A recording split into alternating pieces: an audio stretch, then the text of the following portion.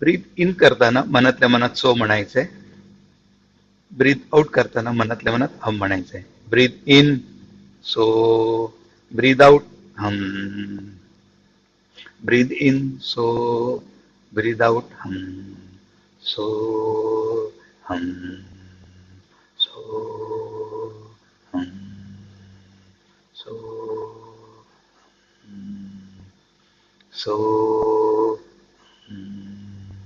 So सो सो सो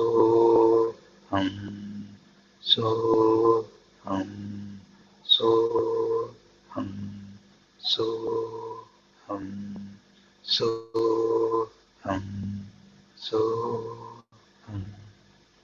सो so so so so so so stop. आता आपण प्राणायामचा अभ्यास करणार आहोत. जो प्राणायाम आपण करतो त्याला भस्त्रिका प्राणायाम म्हणतात. फक्त आता मी जसं इन्स्ट्रक्शन देईल त्याप्रमाणे फॉलो करा. एक्झेल, अर्धपूरक, ब्रीद इन ब्रीद आउट.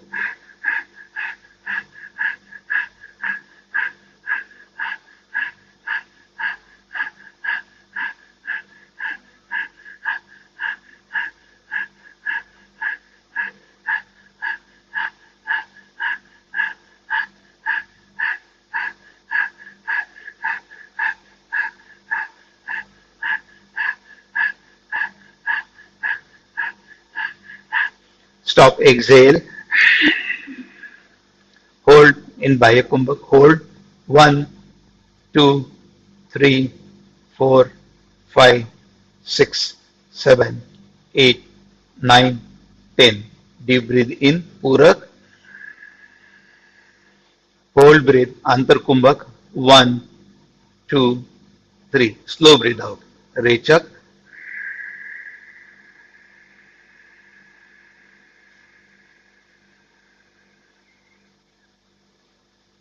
हा एक राऊंड झालाय. आपण आणखी 2 राऊंड करणार आहोत. एक्झेल, अर्धपूरक, ब्रीद इन ब्रीद आउट.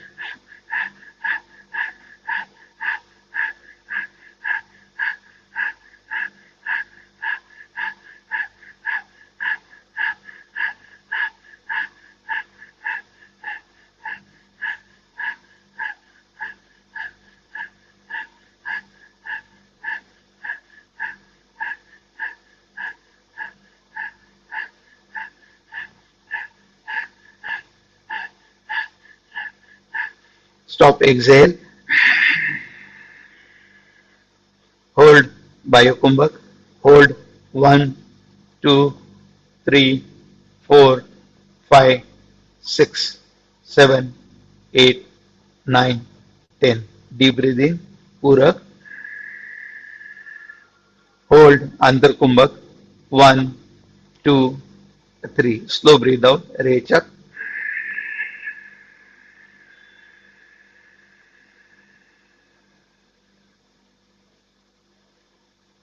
एक शेवटचा राऊंड. एक्झेल, अर्धपूरक. Start. Breathe in breathe out.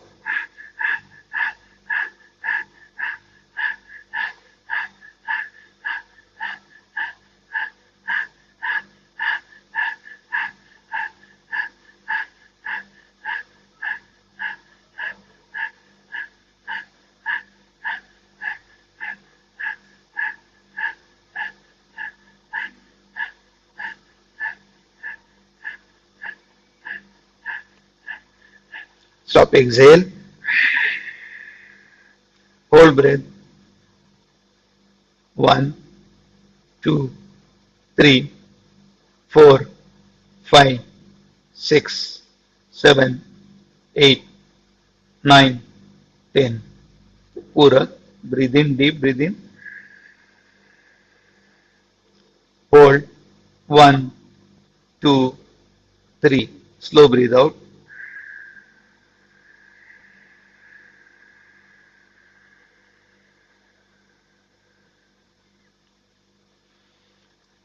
आता आपण प्राणायामचा अभ्यास करतोय.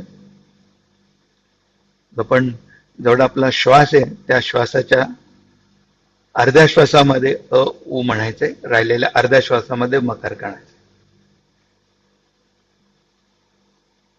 ओंकार हा घंटानादेसारखा दीर्घ असावा, तेलाच्या धारेसारखा अखंड आणि शंखानाद सारखा गंभीर असावा. सुरुवातीला आपण 3 ओंकार करतोय, नंतर 1 मिनिटाचं ध्यान आणि नंतर 2 ओंकार. एक्झेल, घर्षणयुक्त पूरक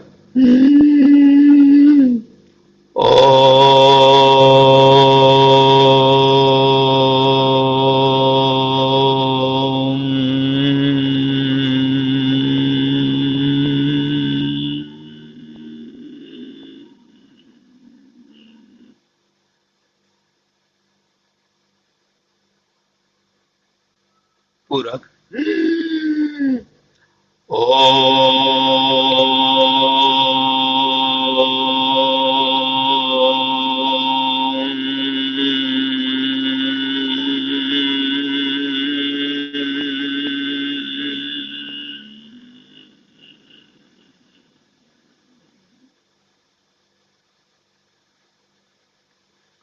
पूरक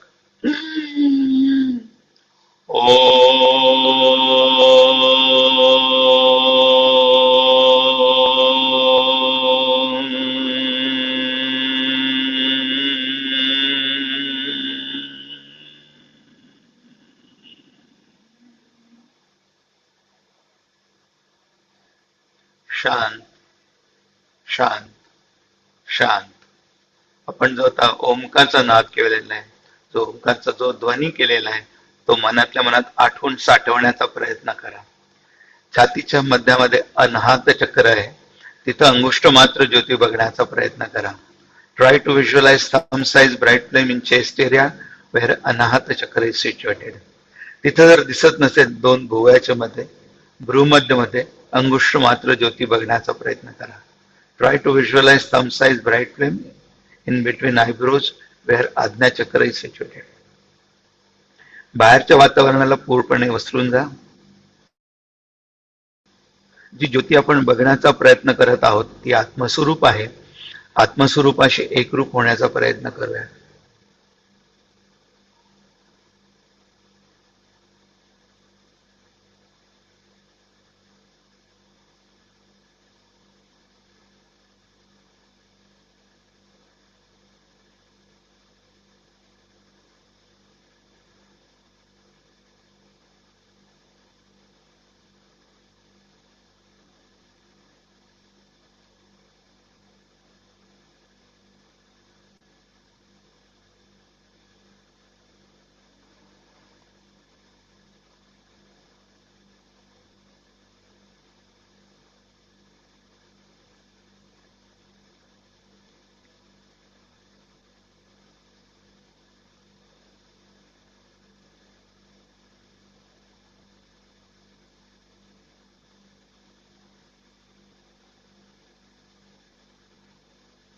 परत एकदा 2 वेळा ओंकार. पूरक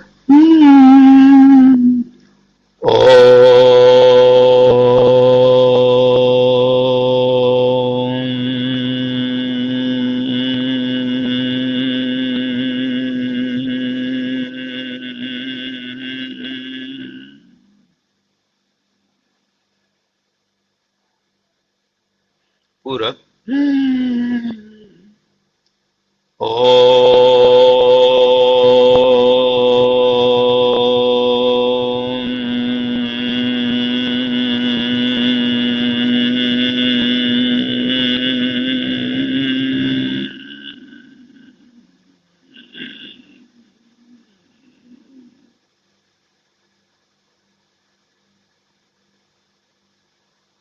दोन्ही हाताचं घर्षण.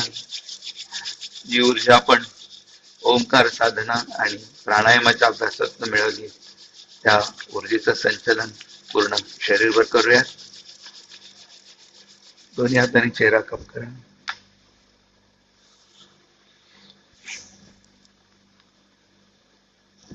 हरि ओम.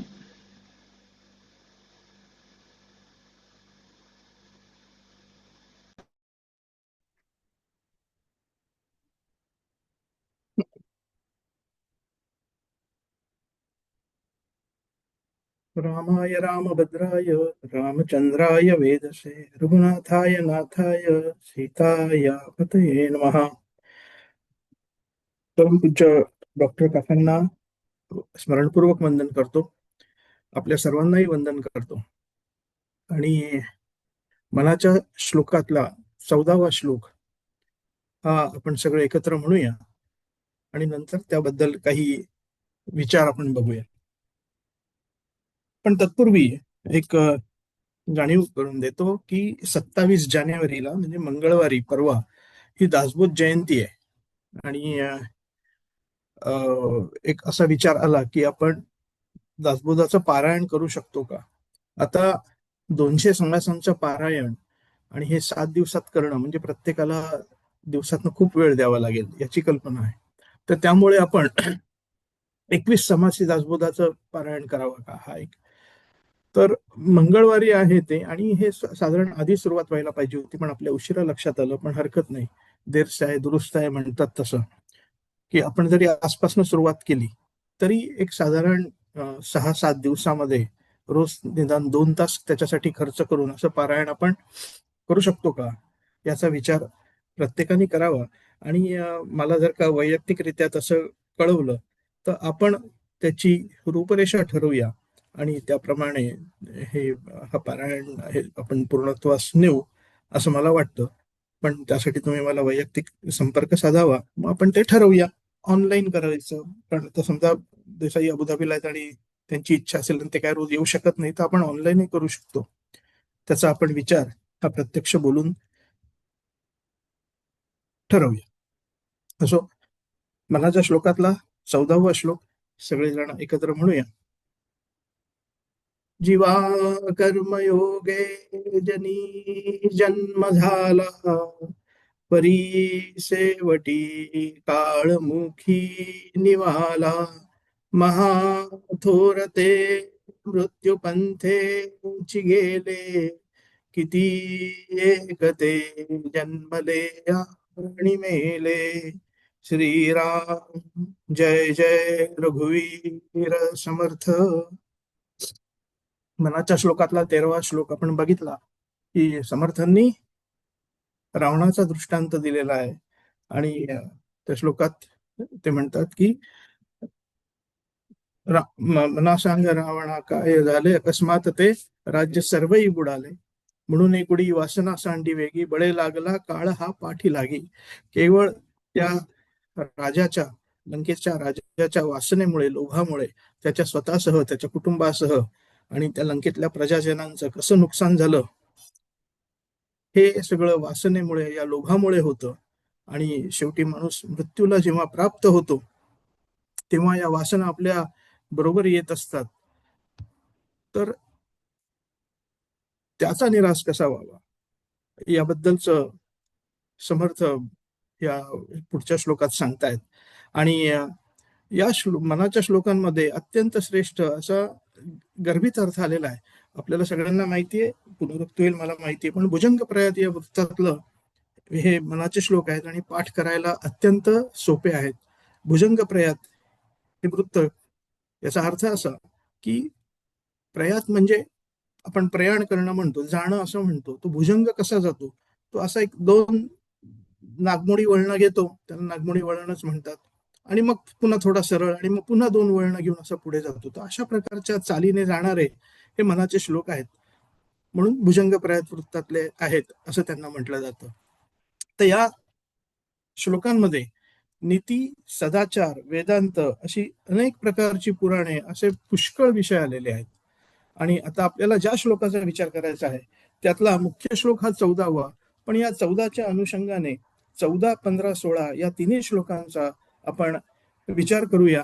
कारण या तिन्ही श्लोकांद्वारे मनुष्याच्या जीवनाची नव्हे तर जगाच्या जीवनाची अनिवार्यता ही समर्थ रामदास स्वामींनी सांगितलेली आहे, जी आपल्याला योग्य वेळेला माहिती असेल तर आपण आपलं जीवन अंतर्बाह्य समर्थ करू शकतो, अशी एक अनिवार्यता आहे, असा एक त्यात हेतू आहे. आता जसं वॅक्सिनच्या शोधामुळे आपलं जीवन हे थोडंसं निर्धोक झालं.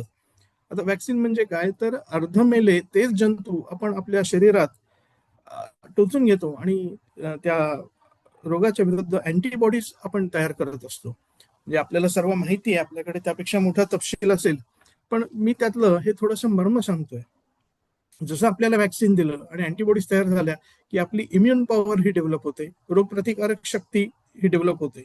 तसं अत्यंत महत्वाच्या भवरोगाला हे व्हॅक्सिन देण्याचं काम समर्थ 14, 15, 16 या श्लोकातून करतात. हे आपण पक्क समजून घ्यायचं. आणि आता हे कोणाला कळत नाही का, किंवा हा श्लोक आणि पुढचे 2 श्लोक कोणाला माहित नाहीत का? पण सगळ्यांना माहिती आहेत. केव्हा तरी मृत्यू येणार हे तर सगळ्यांना माहिती आहे.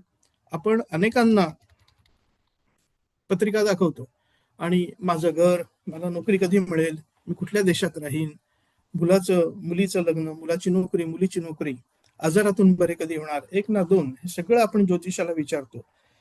परंतु कोणालाही पत्रिका न दाखवता आम्हाला हे निश्चित माहिती आहे की न हाती है न घोडा है वही पैदल ही जाना है, हे सगळ्यांना माहिती आहे. मग का समर्थ इथं असं सांगतात आपल्याला? याचं कारण असं आहे की महाभारतामध्ये एक प्रसंग येतो, यक्ष प्रश्न नावाचा. तोही सगळ्यांना माहिती आहे, काय नवीन नाही आपल्याला, म्हणजे जुन्या अभ्यासार्थी आहात. पण तरी त्याची आठवण एक करून घेऊ स्वतःला, की जीवनातल्या फार मोठ्या समस्येला आपण यक्ष प्रश्न म्हणत असतो. म्हणजे मी रस्त्याने चाललो होतो, असं झालं, अमुक झालं, तसं झालं, आणि माझ्या पुढे असा हा यक्ष प्रश्न उभा राहिला. आता यक्ष म्हणजे अवघड, सहजासहजी न संपणारा, अशा अर्थाने त्याला आपण यक्ष प्रश्न म्हणतो. असे शेकडो प्रश्न हे यक्षाने धर्मराजाला विचारले आहेत.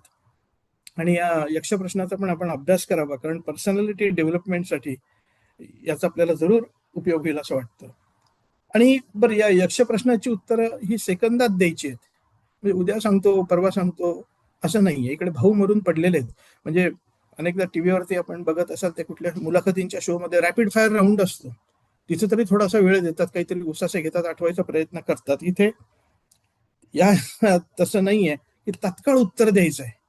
अमुक म्हणजे काय सांग, तमुक म्हणजे काय सांग, आणि धर्मराजाने ही त्याची भराभर उत्तर दिलेली आहे. तर यक्षाचा एक प्रश्न आहे की किम आश्चर्यम, किम आश्चर्यम, या जगातलं सर्वात मोठं आश्चर्य कुठलं? तर आपण सांगितलं असतं ताजमहाल आहे किंवा बुर्ज खलिफा आहे. कोणी म्हटलं असतं माझा नवरा आहे, कोणी म्हटलं असतं माझी बायको आहे.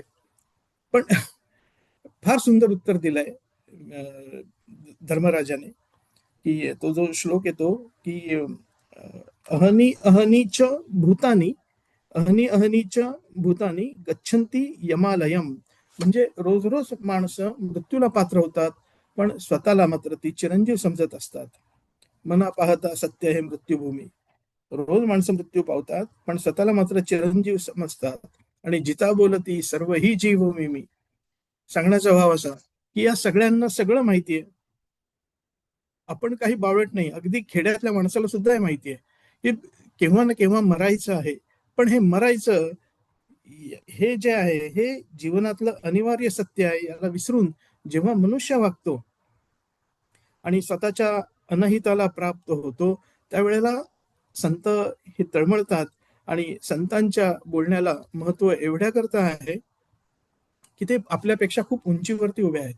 म्हणजे जसं एखादा वैज्ञानिक असेल आणि त्याने खूप मोठा जर का शोध लावला असेल, आणि तो जेव्हा बोलायला उभा राहतो आणि आपण ऐकत असतो, त्यावेळेला आपल्याला त्याच्याबद्दल एक वेगळा आदर वाटत असतो. किंवा एखादा गिर्यारोहक असेल, तो खूप उंच एव्हरेस्ट वरती वगैरे जाऊन आला, आणि त्याचे अनुभव जर का आपण ऐकत असू, तर आपल्याला त्याच्याबद्दल आदर वाटतो. कारण असं आहे की मला इथं साधं पर्वतीला, पुण्याचं उदाहरण घेतलं मी, की पर्वतीला जायचं तर 2 वेळा बसावं लागतं. सज्जनगडावरती जायचं असेल तर मला 5 वेळा वाटेत बसावं लागतं. अशा स्थितीतला मी, साहजिकच तो कोणी माउंट एव्हरेस्ट किंवा कळसुबाई वगैरे जर का सर करून आला असेल, तर त्याच्याबद्दल खूप आदर आपल्या अंतःकरणात आपल्याला वाटत असतो. म्हणजे आपल्यापेक्षा खूप असा एक चांगला अनुभव त्याने घेतलेला असतो, त्याच्याबद्दल एक आदर आपल्याला असतो. असा आदर आपल्याला संतांबद्दल हवा, कारण ते आपल्याला आपल्यापेक्षा एका उंचीवरती उभे आहेत. विशेष असा अनुभव त्यांनी घेतलेला असतो आणि त्यांनी मृत्यूच्या पलीकडचंही जीवन बघितलेलं असतं. म्हणून त्यांच्या बोलण्याला एक विशेष महत्व असतं. तर एखादे डॉक्टर असतील, ते आपल्या आरोग्याबद्दल आपल्या समोर जर का बोलायला लागले, की नतमस्तक होऊन आपण त्याला ऐकतो. म्हणजे मला किती ज्ञान असो, माझ्या जवळचं ज्ञान हे माहितीचं ज्ञान आहे आणि त्यांच्या जवळचं ज्ञान जे असतं ते अनुभवाचं ज्ञान असतं. अशी भावना ठेवून आपण जेव्हा ऐकतो, तेव्हा तसंच संत सुद्धा मृत्यूच्या पलीकडचं जीवन त्यांना कळतं आणि असे एक साक्षात्कारी संत जेव्हा बोलतात, त्यावेळी त्यांच्या वचनाकडे हे आपल्याला गांभीर्याने पाहावं लागतं. कारण ते माझ्या हिताचं सांगत असतात आणि ते पाठांतर करून सांगितलेलं नसतं. तो त्यांचा अनुभव आहे आणि म्हणून विलक्षण सामर्थ्य संपन्न असणारे हे वॅक्सिन म्हणजे हे 3 श्लोक आहेत. तसे प्रत्येक श्लोक आहेत, पण काही आपली इम्युनिटी वाढवणारे असतात, काही बी कॉम्प्लेक्स देणारे असतात, काही B12 देणारे, काही मिनरल्स, काही कॅल्शियम. पण यांचा उपयोग आपल्या विचारशक्तीची क्षमता वाढवणं आहे. तर साधारण मनुष्य घाबरतो, तो दुःखांना घाबरतो आणि देवाकडे जायचं कारण काय बहुसंख्य लोकांचं? तर कंटाळा आलं की माणसं मंदिरात जातात का, किंवा कंटाळा आला म्हणून कीर्तन प्रवचनाला जातात का? भक्तीच्या मंदिरात जाण्याचं माणसाचं मुख्यच कारण असतं की देवा, हे माझं जे दुःख आहे ना, हे माझं तू दूर कर. जनस्वभाव निरूपणात समर्थांची ओवी आहे. आपल्याला माहिती आहे की काहीतरी हवं म्हणून माणूस देवळात जातो, की जनांचा लालची स्वभाव आरंभीच म्हणती देव, म्हणजे मला काही देव ऐसी वासना, मला काहीतरी हवं आहे म्हणून आपण देवाकडे जातो.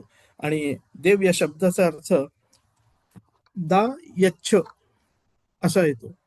म्हणजे मला काहीतरी दे, तो जो देतो तो यच्छ देणारा.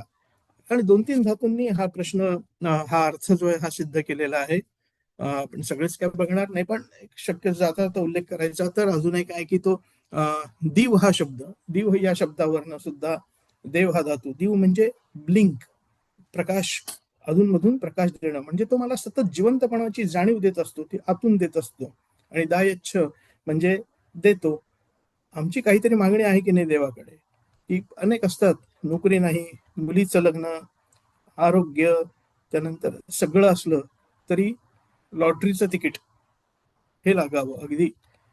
पण अलबेला नावाचा एक सिनेमा आहे, त्याच्यामध्ये त्या सिनेमाच्या हिरोच्या तोंडी एक गाणं आहे की तुम अरबों के हेरफेर करने वाले रामजी, 1.25 लाख की लॉटरी भेजो अपने नाम की. अरबो रुपयांचा तू हेरफेर करतो, इकडनं तिकडे फिरवतोस, तर मला एक 1.25 लाखाची लॉटरी दिली तर तुझं काय बिघडतं, दे ना देवा, अशा अर्थाचं. तर माझं अनेक अशा तक्रारी असतात, माझा नवरा माझा ऐकत नाही, बायको ऐकत नाही, देव म्हणतो यात मी काही करू शकत नाही. म्हणजे काही ना काही आपली मागणी आहे, सतत काहीतरी आपण मागतोय, काही ना काही आपल्याला दुःख आहे आणि या अपूर्णतेच्या जाणीवेतून आपण परमार्थात पाऊल टाकत असतो. समर्थांची उभी आहे, जो त्रिविध तापे पोळला, संसार दुःखे दुखवला, तोची अधिकारी झाला परमार्थाचा. म्हणजे सामान्य विधान करतोय मी हे, याला अपवादही असू शकतो कोणाला, म्हणजे अगदी पहिल्यापासून पूर्व पुण्य सुकृत असेल तर तो येत असतो, पण तो अपवाद असतो.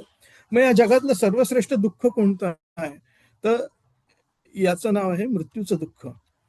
आणि एक श्रुती अशी सांगितली जाते की भयसीमा मृत्यू, म्हणजे भीतीची सीमा कुठली जर का असेल तर ती मृत्यूची असेल. आणि या मृत्यूला कसं टॅकल करायचं याचं मर्म समर्थ या श्लोकांमध्ये सांगतात. परीक्षितीसारखा श्रेष्ठ श्रोता जेव्हा शुकदेवांकडे आला, तो दिल्लीचा राजा आहे. आजचं दिल्ली म्हणजे तेव्हाचं हस्तिनापूर, तो तेव्हाच्या हस्तिनापूरचा राजा आहे आणि संपूर्ण पृथ्वीचा तो राजा आहे. त्याच्याकडे काही कमी होतं का? काही कमी नव्हतं. अनेक ऋषीमुनी त्याला सांगतात की काळजी करू नको, आम्ही आहोत, आम्ही तुझ्या पाठीशी आहोत. पण तो शुकदेवांना शरण जातो आणि तो सांगतो, महाराज मला 7 दिवसांनी मृत्यू येणार आहे, मला वाचवा. शुकदेवांनी त्यांना फार छान सांगितलं. शुकदेव म्हणतात की अरे राजा, मृत्यू तर 7 दिवसांनी सगळ्यांनाच येणार आहे. मृत्यू तर 7 दिवसांनी सगळ्यांनाच येणार आहे, तू काय इतकी काळजी करतो? आणि त्या 7 दिवसात त्यांनी परीक्षिताला जो बोध केलेला आहे, तो परीक्षिताचा जे मृत्यूचं जे दुःख होतं त्याचं त्यांनी हरण केलेलं आहे. तर इथून पुढचा विचार आपण पुढच्या सत्रात करूया. इथे मी थांबतो. धन्यवाद. जय जय रघुवीर समर्थ.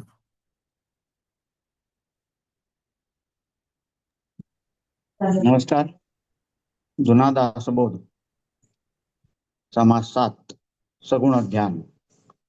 ऐकोनी भाविकाचा प्रश्न, स्वामी देती प्रतिवचन, तेची आता श्रोतेजन, परिसोतका श्रीराम. देव घननीळ सावळा, मुकुट कुंडले मेखळा, रुळे व जयंती माळा, आणि पितांबरू श्रीराम. ऐसा शेष शयनावरी, क्षीरसागरी निद्रा करी, शंखचक्र गदाधारी, लक्ष्मी सहित श्रीराम. तोची मूळ पुरुष एक, त्यापासूनी अवताराधिक, दश अवतार अनेक, अंश मात्रे होती श्रीराम. ऐसा हा बोलिला विष्णू, आणि कैलासी त्रिनयनू, उभयेता एकची तनू, भिन्नत्व नाही श्रीराम. असो हरी मिळोनी हर, की तो सिंधुजेचा वर, हे मुख्य देव इतर, अंशयांचे श्रीराम. एक सागरी एक कैलासी, याची भेटी होईल कैसी, भेटी झाली या जीवासी, कोण गती आहे श्रीराम. एका भावार्थासाठी, देव लागे भक्ता पाठी, भाव नसता जगजेठी, प्राप्त नाही श्रीराम. शिष्य म्हणे गुरुदेवा, भाव तरी कोठे धरावा, कोण उपाव करावा, भाव धरुनी श्रीराम. भावे घ्यावे हरीचे नाम, हृदयी धरावे प्रेम, मानस पूजा नित्यनेम, केला पाहिजे श्रीराम. धरुनिया सत्वगुण, भावे करावे कीर्तन, अथवा करावे श्रवण, अत्यादरे करुनी श्रीराम. सगुण मूर्तींची चरित्रे, श्रवण करावी पवित्रे, ध्याने विविधे विचित्रे, अंतरी धरावी श्रीराम. निग्रह नेमाचे बळ, असता प्राप्ती तत्काळ, देहाशा करी डळमळ, तेने निग्रह भ्रष्टे श्रीराम. जेथे निग्रहेसी धारिष्ट वसे, तेथे देह सन्निधची असे, सोडी संशयाचे पिसे, एतद्विषयी श्रीराम. तरी निग्रह धारिष्ट जडे, हे वैराग्य वीण न घडे, दृढ वैराग्य होता उळे, पांग देहाचा श्रीराम. देहे पांग अंगी आदळे, तेने धारिष्ट उठोनी पळे, सीधा पूर्व भाव ढासळे, पूर्ण धारिष्ट नसता श्रीराम. देहे पडे का देव जोडे, ऐसी हाव अंगी जडे, तेने गुणे वैराग्य चढे, महाप्रबळ श्रीराम.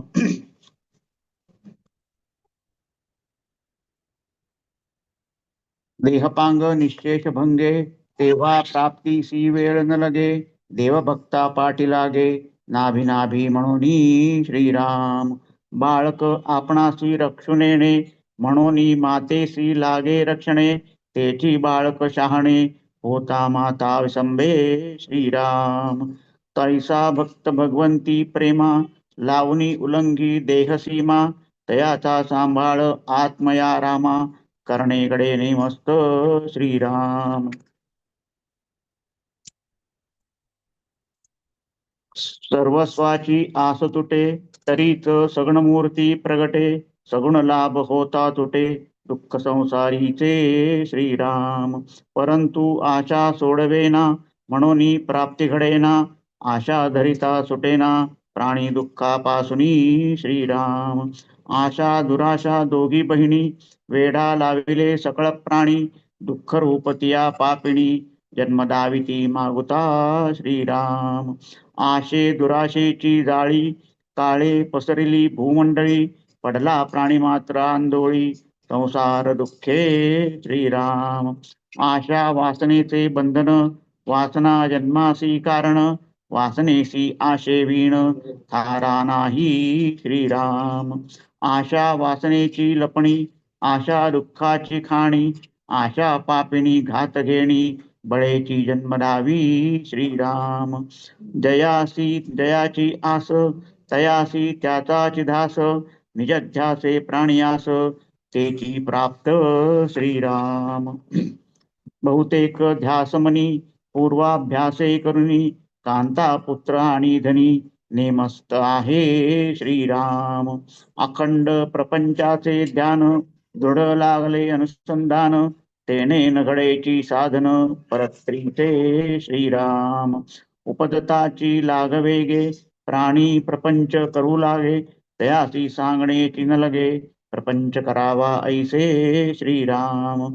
सकळ सृष्टी प्रपंचाकडे सकळासी प्रपंच आवडे, जाणतची ठकले बापुडे युगधर्मे ममत्वे श्रीराम. आहे प्रपंची आसक्ती म्हणून नाना आधार घेती, शेकी सर्व सांडूनी जाती बापुडे मूर्ख श्रीराम. चिंतित असता प्रपंच जयो एकाकी विपरीत समयो, अंगी आदळतालयो पावती प्राणी श्रीराम.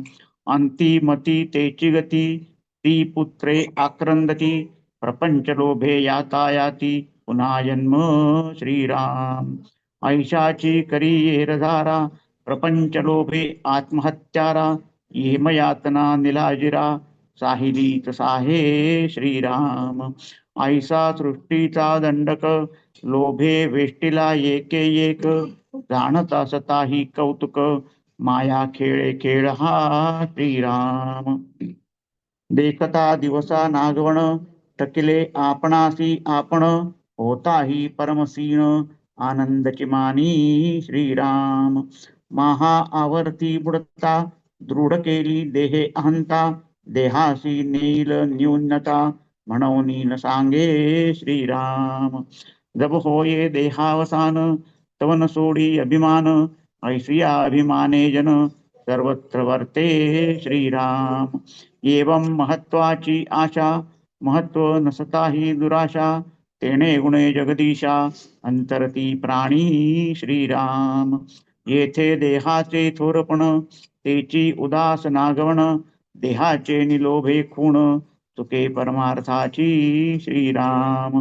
देहासी थोरपण आणिता तीनची उरे तत्वता, रासबाचे अश्व होता परमसंकट श्रीराम. देहे मात्र तेतुका निंज येके मानिला परमवंज, तरी तो वंदिताची खेद पावेल तेने श्रीराम. देह विटाळाचे मूळ देह अशुद्धाचा गाळ, देह नाना अनर्गळ दुर्गंधीचा ओतिला श्रीराम. देह कृमींचे कोठार देह अस्तीचा पंजर, जवकिला आहे जर्जर खंगता भंगे श्रीराम. विष्ठा मूत्र वातपीत येणेची देह चालत, नाना दुःखे आदियंत ऐसाची हा श्रीराम. देहो कुष्ठीळ अमंगळ देहो अत्यंत अनर्गळ, देहो ओंगळात ओंगळ वाहती नवनाळी श्रीराम. देही असे नाना विकार देहो अत्यंत असारी असार, ऐसा तोही क्षणभंगुर अवचितानासे श्रीराम. ऐसिया मोधळ्याचा अभिमान माथा वाहती मूढजन, वस्त्री भूषणी शृंगारून मी थोर म्हणती श्रीराम. चर्चिती नाना सुगंध तरी ते कदा नवे शुद्ध, अवचिती उठे दुर्गंध उपंढर पडे श्रीराम. माझी माझी ऐसे म्हणता मरोनी गेली माता पिता, ते जाणतची असता पुन्हा म्हणे स्त्री माझी श्रीराम. ऐसे म्हणत म्हणता तेही मेली कन्या पुत्रे राम झाली, तरी दुराशा धरिली आपल्या शरीराची श्रीराम. वयवेतले झाला उतार म्हणे माझे पिकले शरीर, भ्रांत मूर्ख अविचार खंगला अंती श्रीराम. तारुण्य वैभव निघोनी गेले मग मानस प्रस्तावले, हातीचे रत्न गळोनी पडिले मग तर पडू लागे श्रीराम. येथे स्वहित हेची रत्न गेले न करिता प्रयत्न, म्हणून चतुरी यत्न केला पाहिजे श्रीराम. तो शिष्य म्हणे जी स्वामी सांगा कोण प्रयत्न करू मी, जेणे प्रयत्ने आत्मयारामी पावन होई जे श्रीराम. देहादी प्रपंच नश्वर पूर्ण कळला हा विचार, तेणे करिता अंतर चंचल झाले श्रीराम. वाटे सकळही त्यजावे काही सार्थक करावे, तरी मज देवाधिदेवे मार्गी लाविजे श्रीराम. ऐसे शिष्याचे अंतर जाणोनी देती प्रत्योत्तर. पुढील ये समासी चतुर परिसोतका श्रीराम. इति श्री रामदास म्हणे धरून या विश्वास. साधके अति सावकाश श्रवण करावे श्रीराम. इति सप्तम समासः. श्रीराम समर्थ. श्रीराम.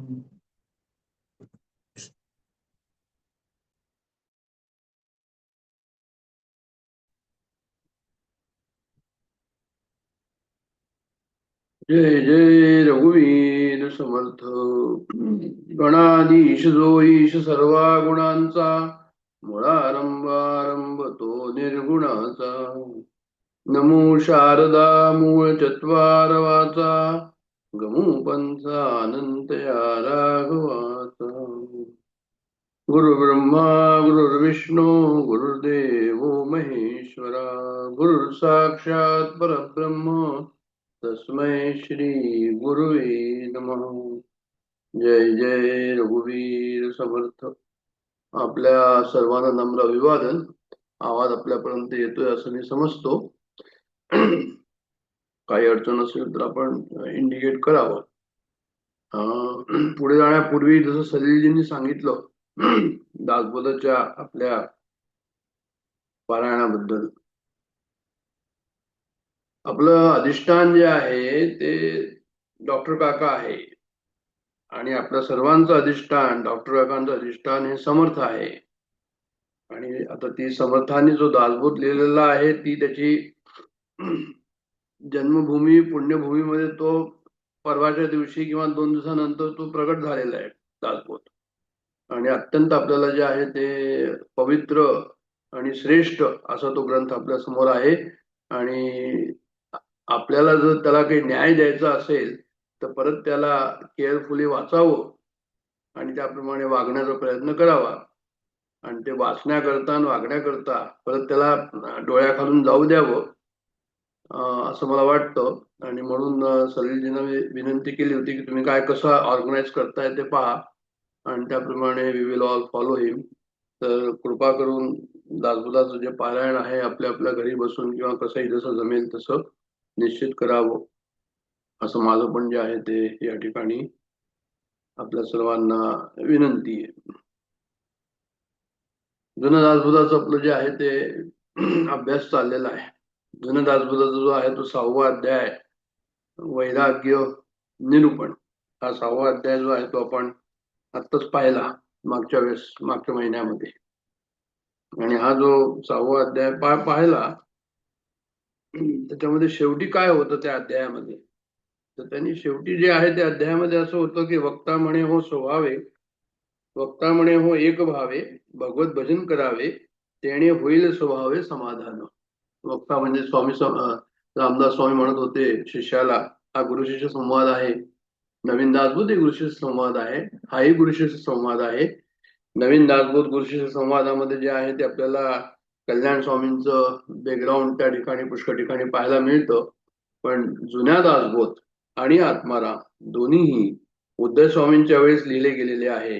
आणि उद्धव स्वामी त्यांचे जे आहे ते शिष्य होते आणि समर्थांनी त्यांना उद्देशून जणू काय हे ग्रंथ लिहिलेले आहे असं एक आपल्याला इतिहास सांगतो. तर हा जो गुरुशिष्य संवाद आहे, वक्ता म्हणे हो एक भावे, म्हणजे स्वामी म्हणतात, रामदास स्वामी म्हणतात की भगवत भजन करावे आणि तेणे होईल स्वभावे समाधान.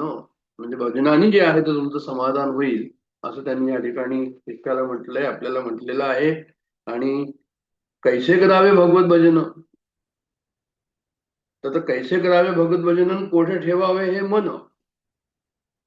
फारच म्हणजे जे आहे ते म्हणजे रिलेव्हंट या ठिकाणी जे आहे ते मुद्दे असे समोर मांडलेले आहे. आणि भगवत भजनाची लक्षणं मज निरूपावे. आता नवीन दासबोधामध्ये भगवत भजन त्यांनी सांगितलं 9विधा भक्ती स्वरूपामध्ये. तर या ठिकाणी जे आहे त्यांनी सुरुवात केली, पुढे सुरुवात केली भगवत भजनाची लक्षणं मज निरूपावे. त्यांनी सुरुवात केली सगुण ध्यानापासून. म्हणजे सगुण ध्यान म्हटलंय. एखादं ध्यान असतं, आपण म्हणतो ना काय ध्यान आहे, उलट्या बाजूने म्हणतो, असं विपरीत आपण उपरोधिक प्रमाणपणाने म्हणतो. पण ह्या ठिकाणी मला असं सांगायचं की ध्यान म्हणजे जे आहे ते कसं तो परमेश्वराचं स्वरूप आहे, रामाचं स्वरूप कसं आहे, रामाचं रूप कसं आहे, कृष्णाचं रूप कसं आहे, मोहक आहे, रामाचं रूप कसं आहे, मोहक आहे. तर त्याचं ध्यान आम्ही करायचो, म्हणजे सगुणाचं ध्यान करायचं. सगुण ध्यान अशा प्रकारचं जे आहे त्यांनी या ठिकाणी टायटल दिलेलं आहे. सगुण भक्ती म्हणून नाही म्हटलं या ठिकाणी, त्यांनी सगुण ध्यान म्हणून म्हटलेलं आहे, हे लक्षात ठेवायला हवं. ध्यानाबद्दल त्यांनी 5-6 ओव्या दिलेल्या आहे, जास्त दिलेल्या नाहीये. म्हणजे रूपाचं स्वरूप जे आहे त्यांनी फक्त थोड्याशा ह्याच्यामध्येच केलेलं आहे. पण तसं पाहायला गेलं तर रूपाचं स्वरूप त्यांनी जे आहे ते रघुनाथ चरित्र म्हणून जो आहे तो पुढचा जो अध्याय आहे 15वा अध्याय, त्याच्यामध्ये रघुनाथ चरित्राचं वर्णन त्यांनी केलेलं आहे. रामाच्या सौंदर्यतेचं वर्णन केलेलं आहे, श्रीरामाच्या गुणांचं वर्णन त्या ठिकाणी केलेलं आहे. तर रूपाचं वर्णन, गुणाचं वर्णन त्यांनी जे आहे ते रघुनाथ चरित्रात केलेलं आहे. तसंच रघुनाथ ध्यान म्हणून सुरुवातीला जो आपला दुसरा हे झाला समास, त्याच्यामध्ये सुद्धा जे आहे त्यांनी सगुण याचं जे आहे ते सगुण रघुनाथ मुद्दल माझे इतकीची भांडवल हे असं एका ठिकाणी त्यांनी लिहिलेलं आहे. पण सांगायचं तात्पर्य असं या ठिकाणी की त्यांनी सुद्धा त्या ठिकाणी रघुनाथाचं वर्णन केलेलं आहे, रामाचं वर्णन केलेलं आहे. आणि समर्थांचं म्हणजे जे आहे ते एक प्रकारे कशा प्रकारचं चरित्र होतं, त्यांनी आपली साधना कशा प्रकारे पुढे आणली.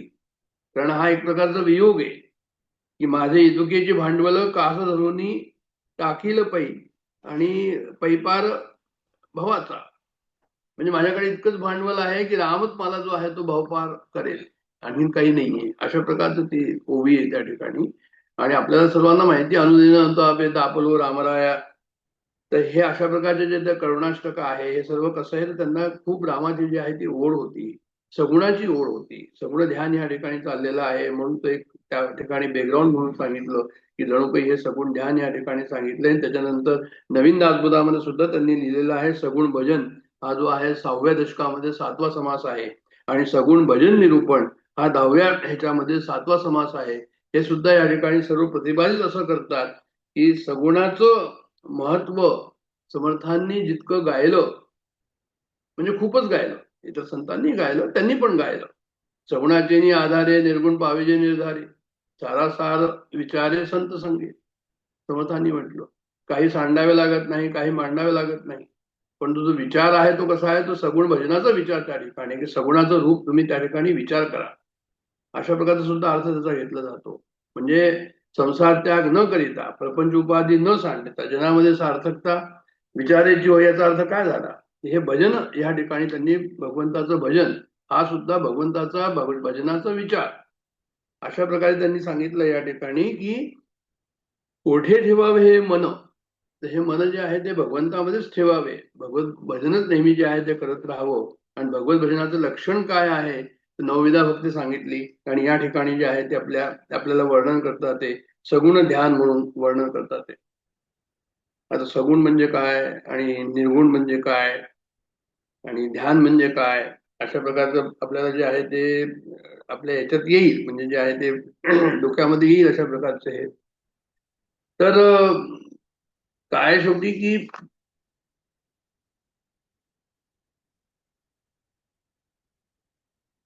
सगुण एका आत्मस्वरूपा वाचून दुसरी सत्ता नाही. आता हे काय बोलतोय मी या ठिकाणी, निर्गुण आणि सगुण याच्याबद्दल थोडस एक बॅकग्राऊंड आपण मांडतोय की निर्गुण म्हणजे काय, सगुण म्हणजे काय. सर्वदूर एकच आत्मस्वरूपाची सत्ता आहे, आणखीन वेगळं काही नाही, ती आम्हाला दिसत नाही, पण एकच आहे हे सर्व. म्हणजे आपल्याला आता एवढ्या अभ्यासाने जे आहे ते पक्क झालं, दृढ झालं आपल्या मनामध्ये. आणि आपल्याला हे दृढ झालं की हे विश्व त्याच्यातच आहे, आत्मस्वरूपामध्येच विश्व आहे. मग आता विश्व जर त्याच्यामध्ये आहे तर विश्वही त्याचंच बनलेलं आहे, जो संसार आम्ही पाहतो. याचा अर्थ हा झाला की ही त्याचीच शक्ती आहे, चिद्विलासवाद ज्ञानेश्वर महाराजांचा. आता ही भगवंत आणि भगवंताची शक्ती असं आपल्या समोर आलं. आणि ही जी शक्ती आहे ह्याला आम्ही काय म्हटलं, भगवंत म्हटलं. आत्मस्वरूप सर्वदूर आहे आणि भगवंत जो आहे तो काय आहे, म्हणजे जे ह्या सर्व सृष्टीचा तुम्ही निर्माता म्हणा किंवा भगवंताच्या आधारावर ही सृष्टी निर्माण झालेली आहे, अधिष्ठान आहे. म्हणजे जीव जगत सर्व जे आहे जे की आपण पाहतो आहोत ते भगवंताच्या आधारावरच आहे. आपल्याला याच्यामध्ये काही म्हणजे दृढ हा आपला विचार आहे या ठिकाणी. म्हणजे ते कसं आहे ते आत्मवतच अभिन्न आहे. म्हणजे आत्मतत्व आणि त्याची शक्ती हे दोन्ही एकातच आहे, वेगळं नाहीये. शक्ती जर प्रगट स्वरूपामध्ये आली तर त्याला मी सगुण म्हटलं, आणि शक्ती जर प्रगट स्वरूपामध्ये नाहीये तर आपण त्याला जे आहे ते काय म्हटलं, जे आहे ते निर्गुण स्वरूपाचं आहे. अशा प्रकारचं निर्गुण आणि सगुण आपण जे आहे ते अंडरस्टँडिंग आपलं अशा प्रकारचं आहे की जे दृश्यविश्व पाहतो ते सगुण आणि जे तात्पुरतं आहे, नाशिवंत आहे, येणारं जाणारं आहे, उत्पत्ती स्थिती लय त्या ठिकाणी आहे. पण निर्गुण कसं आहे तर म्हणजे ते शाश्वत आहे, सत आहे, चित आहे, आनंद आहे, त्याला कधीच जे आहे ते जाणं येणं नाही, असं ते आपलं सच्चिदानंद स्वरूप त्या ठिकाणी आहे. आत्मस्वरूप असं आहे, अंतिम सत्य आहे, परमनेंट आहे. मग असं जेव्हा आम्ही निर्गुणाची हे करतो तर निर्गुणाचं जेव्हा आम्ही या ठिकाणी पाहतो तर आपण असं पाहतो त्याला निर्गुण समजायला जातो तर कसंच पाहतो तर म्हणजे ते शब्द स्पर्श रसरूप गंध हे जे आमचे विषय आहे ह्याला तुम्ही लावा पाठीमागे, शब्द, स्पर्श, रूप, ते सर्व काय झालं म्हणे हे जे आहे हे निर्गुण तत्वापासूनच हे सर्व आलेलं आहे.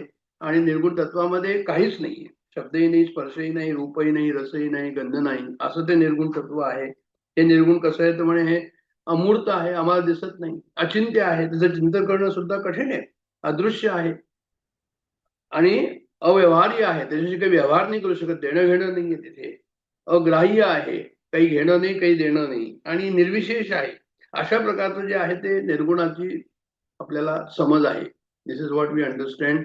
जेव्हा आपण निराकार तत्वाचं वर्णन करतो की आपण म्हणतो तम ब्रह्ममेव शीतम आनंदमेव शीतम विज्ञानमेव शीतम शांतिमेव शीतम प्रेममेव शीतम निराकार निरालंब निर्विकल्प निर्विषय निरंतर निरंकुश अशा प्रकारचं सर्व जे आहे निर्गुणाचं वर्णन करतो, जे आपल्याला दिसत नाही तेच आत्मस्वरूप आहे. आणि त्या आत्मस्वरूपाची शक्ती जग, जीव आणि जगदीश्वर म्हणूया, ही ती शक्ती जी आहे ती आपल्या समोर आहे. असं एक सर्व ही घडी आपल्याला या ठिकाणी पक्की हवी पुढे जाण्याच्या पहिले. मग सगुण काय तर म्हणे ही जी शक्ती आपल्याला प्रगट झाली ईश्वराची, भगवंताची, ज्याला आम्ही सर्वात्मा म्हणतो, सर्वांतर्यामी म्हणतो, प्रत्येकाच्या हृदयामध्ये सर्वज्ञ आहे म्हणतो, सर्वशक्तिमान आहे, परमप्रेमास्पद आहे. म्हणजे आम्ही जे काही या ठिकाणी प्रगट होतो आहो, जर आम्हाला काय करायचं, आमचा उद्देशच हा आहे की भगवंत आम्हाला आमच्यातनं प्रगट करायचा आहे. म्हणजे जो आहे प्रगट त्याला ओळखायचं आहे. तर भगवंत प्रगट कशा प्रकारे होतो तर म्हणे हा सर्वदूत जे आहे हे आम्ही काय आता खरं म्हणजे आम्ही खातो काय, पितो काय, बोलतो काय, ऐकतो काय, हे सर्व कसं आहे हे अंतर्यामी ईश्वरामुळेच हे सर्व आम्हाला होत आहे. जो हृदयस्थ परमेश्वर आहे, जो परमेश्वर हृदयामध्ये आहे, 15व्या अध्यायामध्ये जे लिहिलेलं आहे तोच परमेश्वर जो आहे सगुण रूपामध्ये या ठिकाणी प्रगट झालेला आहे. तर वास्तविक आत्मा कसा आहे तर म्हणजे तो निर्गुण आहे, निष्क्रिय आहे, निर्विशेष आहे. पण जेव्हा प्रगट होतो या ठिकाणी तर आम्ही त्याला असं समजतो की तो आलेला आहे कशा करता, एक जीवाला जे आहे ते वासना असते आणि जीव जो आहे तो वासनेची पूर्णता करण्याकरता तो येतो. आणि जीव जेव्हा वासना पूर्ण करतो त्याच्यामध्ये जो आनंद उत्पन्न होतो तो कुठून उत्पन्न होतो, म्हणजे सच्चिदानंद, त्याचं स्वरूप ते आहे. जो आम्हाला आनंद उत्पन्न होतो ते परमेश्वराचं स्वरूप आहे आणि तो अशा प्रकारे जो आहे तो आपल्यातनं आमच्यातनं प्रगट होतो. आणि जेव्हा असं होतं तो प्रगट होतो, आम्ही त्याच्या मागे लागतो की नाही आम्हाला जे आहे त्याला ओळखायचंय, त्याला आम्ही भक्ती म्हणतो. तर ईश्वराच्या कृपेनेच ही भक्ती होते, ईश्वराच्या कृपेशिवाय ती भक्ती होत नाही. सर्व जे आहे ते भक्तीमध्ये, सर्व बळ सर्व कर्तेपण जे आहे ते भक्तीमध्ये आहे. आणि म्हणून काय म्हणायचं की जर ईश्वर सर्व करतो आहे आम्ही करत नाही, याचा अर्थ हा झाला की भाई करणारा तो जर आहे तर राम करता म्हणशी तर सुखी होशील, आणि मी जर म्हणशी तर राम करता म्हणशी तर पावशी अशी कीर्ती प्रताप हो, आणि मी म्हणशी तर दुखी होशी. त्याचा अर्थ काय झाला की जर त्याचीच कृपा असेल तर तो प्रगट होईल आमच्यातनं, असं आम्ही धरून चालतो. मग काय करायचं तर म्हणजे तुम्ही त्याला सांगा की मी तोच आहे, सर्व काही लोक आहे तोच आहे. आणि जेव्हा अशा प्रकारची आमची भावना त्या ठिकाणी राहील, सगुण निर्गुणाचं आपलं हे चिंतन या ठिकाणी चाललेलं आहे, सगुण भक्ती आणि निर्गुण भक्ती. तर भक्तीने काय होईल तर म्हणजे सगुण भक्तीने मग तो जो स्वतः प्रत्यक्ष प्रगट होईल, आणि भक्तीने जेव्हा दर्शन होईल तर त्या दर्शनाचं काय होईल, दर्शनामुळे त्या साक्षात्कारामुळे काय होईल की आमचं जे आहे ते पूर्ण अंतःकरण भरून जाईल आणि ते प्रेमास्पद राहील. आणि पुढच्या जीवनाकरता म्हणूया आपण त्याला, जो आहे तो कसं होईल की म्हणजे ते सर्व आमचं जीवन जो आहे ते अकंटक होईल. म्हणजे कसल्याही प्रकारचा संसार असो, आम्ही त्याच्यामध्ये जे आहे ते परमप्रेमामध्येच राहू भगवंताच्या. अशी सगुण भक्तीचं हे महात्म्य आहे. सगुण भक्ती का हे येतंय पुढे, पण म्हणजे वासनेच्या निवृत्तीसाठी भक्ती आवश्यक आहे. वासनेच्या निवृत्तीसाठी भक्ती आवश्यक आहे. आणि भक्तीने वासना रूपांतरित होऊन भगवंतमय होईल ती वासना. ती वासना ईश्वराची होऊन जाईल. मग ज्या आसक्तीतून काय होईल, भगवंताशी जेव्हा वासना आमची झाली तेव्हा त्याच्यातनं प्रीतीची वृत्ती निर्माण होईल. एक वृत्ती निर्माण होईल जी प्रेममय असेल. कोणाविषयी? आमच्या कृष्णाविषयी, आमच्या रामाविषयी.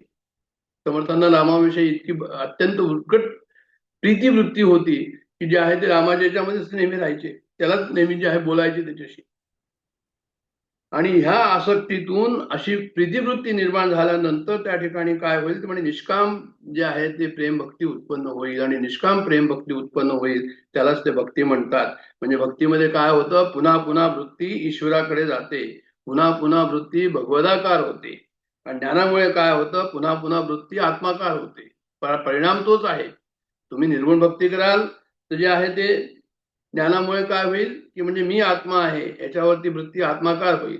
आणि भगवंत माझा आहे, मी त्याचा आहे, तो सर्व काही मला आहे, अशा प्रकारची भक्तीचं स्वरूप त्या ठिकाणी असेल तेव्हा ती जे आहे त्याला काय होईल, तर म्हणजे ती भक्ती म्हणून.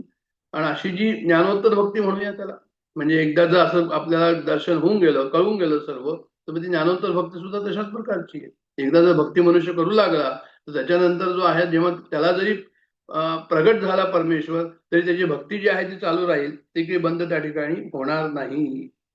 म्हणून जेव्हा तो निष्काम होतो, फार अत्यंत महत्वाचं आहे हे निष्काम भक्ती, की आम्ही भगवंताशी प्रेम करावं कसं, कोणतीही इच्छा न करता. सकामता त्या ठिकाणी नको. कोणतीही इच्छा न करता आम्ही जर त्याच्याशी भक्ती केली तर काय होईल, तर आम्ही तृप्त होऊ. आणि हे तृप्त जे आहे हे म्हणजे काय आहे, निष्काम असेल तेव्हाच तृप्ती येईल, निष्काम नसेल तर तृप्ती येणार नाही. आणि असं जर झालं तरच मग ते भक्ताला जे आहे ते दर्शन घडू लागेल. म्हणजे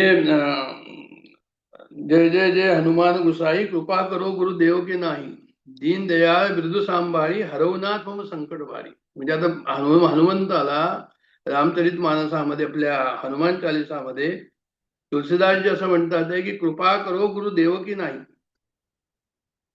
आपलं ब्रीद सांभाळा, ब्रीद सांभारी, आणि हरवनाथ मम संकट भारी. त्यांना काय संकट आलं होतं की विषय वासना त्यांना जे आहे परत परत येत होत्या. आणि त्या विषय वासना दूर करण्याकरता म्हणून ते म्हणत होते की भगवंता हे खूप संकट आलेलं आहे आणि तुझं ब्रीद आहे. ब्रीद वाक्य काय, भगवंताची अशी हेच आहे, म्हणजे त्यांची ख्याती आहे ह्याची की ते जे आहे ते भक्ताचं संकट दूर करतात. मग माझं संकट काय आहे की म्हणजे ह्या ज्या वासना आहे, या वासना संसाराकडे जातात, या खूप मोठा जे आहे ते माझ्या समोर जो आहे तो संकट आहे ते तू दूर कर. अशा प्रकारचं त्या ठिकाणी सगुण भजनामध्ये, सगुण भावामध्ये, सगुण पूजनामध्ये, मानस पूजेमध्ये सगुणाच्या हे सर्व भाव त्या ठिकाणी जे आहे ते असणं अत्यंत आवश्यक आहे. आता काय की आता काही लोक जसं निर्गुणाची कोणी भक्ती करतं, असं जर कोणी म्हटलं की आम्ही तर आत्माकार वृत्ती करता प्रयत्न करतो आहोत, तर ह्या ठिकाणी समर्थांनी काही दंडक दिलेला आहे. सगुणाचे आधारे निर्गुण पाविजे निर्धारे असं म्हटलेलं आहे. मग याचा अर्थ काय झाला की सगुण उच्छेदावे आणि निर्गुण प्रतिपादावे, परी ते निर्गुणचे स्वभावे सगुण होते. त्यांनी सांगितलं की तुम्ही जरी असं म्हटलं की सगुण भक्ती कनिष्ठ आहे आणि निर्गुण भक्ती श्रेष्ठ आहे, म्हणजे असं काही नाहीये. तुम्ही जर सगुण जर तुम्ही भक्ती केली तर सगुणचं काय होईल, तर म्हणजे हळूहळू जे आहे ते तुम्ही रामाची भक्ती करता आहात, त्यातून निर्गुण तत्व काय आहे हे आपल्याला कळेल आणि निर्गुण प्रतिपादावे, परी ते निर्गुणचे स्वभावे सगुण होते. तेच निर्गुण सगुण झालेलं आहे. जसं आता मी पहिले बोलून चुकलो बॅकग्राऊंड मध्ये, की हे सर्व जे आहे ते परमात्मा तत्व जे आहे ते आपल्या समोर आहे आणि जे दिसत नाही तरी परमात्मा तत्व. तर ते म्हणतात की तेच निर्गुणी आपणची व्हावे, परी ते निर्गुणचे स्वभावे सगुण होते. हे कशामध्ये म्हणतात, हे पुढचा जो आहे तो जुन्या दासबोधामध्ये 15व्या अध्यायामध्ये अशा प्रकारची ओवी आलेली आहे. पुढे ते म्हणतात की सगुणी भजन करावे, सगुणी भजन करावे, निर्गुणी आपणची व्हावी. सगुणाचं भजन करता करता जे आहे ते तुम्ही निर्गुणाला पोचून जाल. या ठिकाणी आश्वासन आहे समर्थांचं, त्यांचा आपला अनुभव आहे. हे त्यांचं आता आपण जे पाहतो आहोत कशा प्रकारे त्यांनी साधना केली ते या ठिकाणी नमूद करतात ते की सगुणी भजन करावे निर्गुणी आपणची व्हावे. तुम्ही आत्मतत्वाला पोहोचून जा सगुणाचं भजन करता करता. येथे काय बोलावे ज्ञातेपणे करूनी, काय सांगणार म्हणे तुम्हाला. तुम्ही आपल्या गुरुचं भजन करत राहा, गुरुची तुम्ही जे आहे ते पूजा करत राहा, मानस पूजा करत राहा, त्यांची जे आहे ते जितकी सेवा होईल तितकी सेवा करत राहा, तुम्ही त्याला पोचून जाल असं ते म्हणतात की सगुणी भजन करावे आणि निर्गुणी आपणची व्हावे. भक्ती सगुणाचीच घडे. आता आणखीन एक मुद्दा या ठिकाणी आहे, तुम्ही भक्ती कोणाची कराल. जर तुम्हाला काही दिसतच नाही त्या ठिकाणी परमेश्वराबद्दल अदृश्य आहे परमेश्वर तो आणि काहीच दिसत नाही, तुम्ही निर्गुण म्हणून दिलं. आता निर्गुणाचं पण पाहिलं सर्व, अशब्द स्पर्श, शब्द स्पर्श रस रूप रसगंध हे सर्व म्हणजे हे नाही, काही नाही, यांनी आपल्याला परमात्मा समजणार नाही असं जर आपण म्हटलं तर मग आम्ही भक्ती कशी करायची परमात्म्याची. तर त्यावर ते म्हणतात की भाई भक्ती सगुणाचीच घडे. भक्ती जर करायची झाली तर सगुणाचीच होईल. निर्गुणी भेद समूळ उडे. जेव्हा भक्ती करत करत जे आहे मग तुम्ही निर्गुणापर्यंत पोहोचा तेव्हा तुमचा सध्याची जो भेद आहे, आता शैव आहे आणि वैष्णव आहे अशा प्रकारचे जे भेद असतात की राम आहे कृष्ण आहे भेद करतात त्याच्यामध्ये, म्हणजे तो भेद त्या ठिकाणी राहणार नाही. निर्गुणी भेद समूळ उडे. जेव्हा तुम्ही सगुण भक्ती करता करता निर्गुणापर्यंत पोहोचून जाल आणि तेथेही जो वेगळेपणे रडे तो मूर्ख जाणावा. म्हणजे असं असून सुद्धा तुम्ही खूप भक्ती केली तरी पण तुम्ही जे आहे ते फक्त माझाच कृष्ण माझाच राम माझाच शिवन माझाच विष्णू असं जर करत राहिला, वेगळेपण जर त्या ठिकाणी तुम्ही ठेवलं तर तो मूर्ख जाणावा. अशा प्रकारचं त्यांनी जे आहे या ठिकाणी पदवी दिलेली आहे समर्थांनी. तर त्यांनी असं सांगितलंय की आत्मस्वरूपच सर्वदूर आहे. पूर्वीही बोलून गेले नाना दृष्टांत दिले, परी ते स्वरूप संचलेच राहिले बोलण्या वेगळे. म्हणजे स्वरूपच राहिलं, बोलण्याशिवाय शिव म्हणा कृष्ण म्हणा राम म्हणा काही म्हणा, पण ते बोलण्याचे वेगळे काय झालं म्हणजे स्वरूपच राहिलं त्या ठिकाणी. स्वस्वरूपी राहावे हाची धर्म. स्वरूपच त्या ठिकाणी राहिलं, बोलण्या वेगळे राहिले आणि हेही बोलणे व्यर्थची गेले. म्हणजे ते तत्व जे आहे ते बोलण्याच्या पलीकडे आहे. तर तुम्ही बोलला तरी व्यर्थ गेलं, तरी तुम्ही शिव म्हटलं तरी व्यर्थ केलं. पण शिवाला ओळखणं जरुरी आहे आणि एकदा जर ओळखलं तर मग स्वरूपाची संचले, दुसरं आणखीन काही त्या ठिकाणी राहणार नाही. तर सांगतात पण त्यांनी असं या ठिकाणी खूप महत्वाचं सांगितलेलं आहे. इव्हन नवीन दासबोधामध्ये सगुण निर्गुणाची हे करताना आपण अभ्यास करताना मी हे पाहिलं की दशक 10वा समास 7वा जो आहे आपला याचा सगुण भजनाचा समास आहे. सगुण भजन निरूपण अशा प्रकारचं त्याचं नाव आहे, सगुण भजन असं लिहिलंय ते नाव. तर त्याच्यामध्ये सुद्धा ते म्हणतात की तुम्ही काय करा, एकच भक्ती करा कोणाची तरी. कसं ते साधनापद आपल्याला सांगतात की एक गुरु एक देव कोठेतरी असावा भाव आणि भावात नसता भाव सर्व काही. एकच गुरु ठेवा आणि एकच इष्टदेवता ठेवा आणि एकच इष्टदेवता ठेवून त्या ठिकाणी पूर्ण भाव लावू द्या. निर्गुणी ज्ञान झाले म्हणून सगुण अलक्ष्य केले. आता आणखीन आज त्यांनी सांगितलं की निर्गुणाला जर कुणाला ज्ञान झालं त्यांनी म्हटलं मी तर काही पूजा करत नाही, मी तर जसा वाटेल तसा राहतो, मला तर काही बंधनच नाहीये, मी तर ज्ञानी आहे. तर निर्गुणी ज्ञान झाले म्हणून सगुण अलक्ष्य केले तरी ते ज्ञाते नागवले दोहीकडे. त्यांनी सांगितलंय की त्यांना सगुण मिळालं न निर्गुण मिळालं असं त्याचा अर्थ होतो. त्याचा अर्थ जे आहे ते आमची जी उपासना आहे ती शेवटपर्यंत चालू ठेवायला हवी आणि चालू राहते ज्ञानी लोकांची असं त्यांना सांगायचं आहे. नाही भक्ती नाही ज्ञान. आता तुम्ही भक्ती नाही ज्ञानही नाही, मध्येच पैसावाला अभिमान.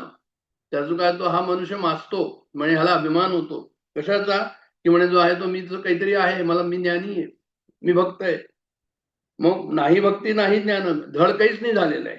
आणि म्हणून या जप ध्यान सांडूच नये. म्हणजे आपली उपासना जी आहे सगुणाच्या उपासनेबद्दल म्हटलंय, हे जे सगुण ध्यान या ठिकाणी म्हटलेलं आहे ज्याच्याबद्दल आपण गोष्टी करतोय, सगुण आणि निर्गुण सगुणाची भक्ती याच्याबद्दलचं एक बॅकग्राऊंड या ठिकाणी आपण पाहतोय की जप ध्यान सांडूच नये. सांडील सगुण भजनासी. समजा तुम्ही जर सगुण भजनाला सांडून रामाची तुम्ही म्हटलं तर पूजा करण्यामध्ये मला काही तंत वाटत नाही, मी तर काही पूजा करतच नाही, मी मंदिरात जात नाही, कशाला करायचं, माझं तर परमेश्वर सर्वदूरच आहे, मंदिरातच कशाला आहे. सांडील सगुण भजनासी तरी तो ज्ञाता परी अपेशी म्हणजे अपयशी. ज्याने जर सगुण भजनाला जर टाकलं तर तो म्हणतात की नाही तो जो आहे तो अपयशी होईल. म्हणून या सगुण भजनाशी सांडूची नाही. त्यांनी फार महत्वाचं सांगितलं या ठिकाणी. काय त्यांनी सांगितलंय महत्वाचं या ठिकाणी की म्हणजे जो आत्मज्ञानी सगुणाची उपासना सोडून देतो तो ज्ञानी भलेही असेल पण अपयशी असतो. सगुणाची उपासना कधीही सोडू नये. आत्मज्ञानी पुरुष मनुष्याला अतिमानव करतो हे खरं, परंतु त्याचं ज्ञान परिपक्व होईपर्यंत त्याची मानवता त्या सोडत नाही. शिवाय ज्ञान पक्व झाल्यावर अंतरी अतिमानव राहून तो बाहेर अगदी साध्या माणसाच्या भूमी करून वागतो. तर असं म्हणायचं या ठिकाणी की ह्या अवस्थेमध्ये ज्ञानाची उपासना कोणी करत असेल, कोणी भक्तीची उपासना करत असेल, तर भगवंताची उपासना करत असेल म्हणजे तो निष्काम झाली की शुद्ध व पवित्र होते. आणि ती जर शुद्ध आणि पवित्र झाली त्याच्यामध्ये एक विलक्षण सामर्थ्य असतं, त्याला भक्ती म्हणतात. की भक्तीची सामर्थ्यामुळे त्याला ज्ञान होईल असं त्यांना म्हणायचं या ठिकाणी, की जगाच्या उद्धारासाठी ते अत्यंत उपयोगी पडते. जो ज्ञाता उपासना करत नाही म्हणजे जो भक्ती करत नाही त्याच्यापाशी हे सामर्थ्य नसते. म्हणून निष्काम बुद्धीने केलेली कसलीही अपेक्षा न ठेवता भगवंताची उपासना ही अनमोल आहे. हे मी का म्हणतो या ठिकाणी, की नुसतंच ज्ञान नाही, ज्ञान बरोबर भक्ती असणं अत्यंत आवश्यक आहे असे आपल्याला ह्या ओव्या सांगतात आहे, असं मला या ठिकाणी सांगायचंय. निष्काम बुद्धीची या भजना त्रैलोकी नाही तुळना, समर्थे बीन घडे ना निष्काम भजन. सामर्थ्य असेल तरच आपलं जे आहे ते सामर्थ्य वाचून निष्काम भजन होणार नाही. निष्काम भजन होणं अत्यंत आवश्यक आहे. आणि निष्काम बुद्धी नसेल तर मग आपलं काम बंधन जे आहे ते कठीण आहे. म्हणून कामनेचे फळ काय? निष्काम भजने भगवंत जोडे. कामनेचं फळ तुम्हाला मिळेल, जे काही तुम्ही कामना कराल त्याचं फळ मिळेल तुम्ही केलं तर, व्रत उद्यापन व्रत वगैरे. आणि निष्काम भजन केलं भगवंत मिळेल तुम्हाला. फळ भगवंत कोणीकडे महदांतर. पण याच्यामध्ये किती अंतर आहे. काहीतरी संसारामध्ये आम्हाला मिळावं म्हणून आम्ही जे आहे व्रत करावं, आणि भगवंत मिळावा म्हणून आम्ही जे आहे ते करावं व्रत. तिथे महदांतर म्हणजे भक्ती करावी असं त्यांना म्हणायचं या ठिकाणी. निष्काम भजनाचे फळ आगळे, सामर्थ्य चढे मर्यादे वेगळे, तेथे बापुडी फळे कोणीकडे असं ते म्हणतात. म्हणजे जे आहे ते त्यांनी असं लिहिलंय याच्यामध्ये, की निष्काम बुद्धीने केलेल्या उपासनेचे फळ काही आवरत असते. निष्काम उपासकाच्या अंगामध्ये जे आहे ते अमर्याद सामर्थ्य होते आणि कामना पूजेची त्याला काहीच किंमत राहत नाही. तर अशा प्रकारे सगुण आणि निर्गुण, निर्गुण उपासना आणि सगुण उपासना. मला आता हे सांगायचं समरीमध्ये या ठिकाणी आपण याच्याकडे जाऊ, आपल्या समासाकडे जाणार आहे आता, की सगुण भजन जे आहे ते अत्यंत आवश्यक आहे. गुरुचं भजन अत्यंत आवश्यक आहे.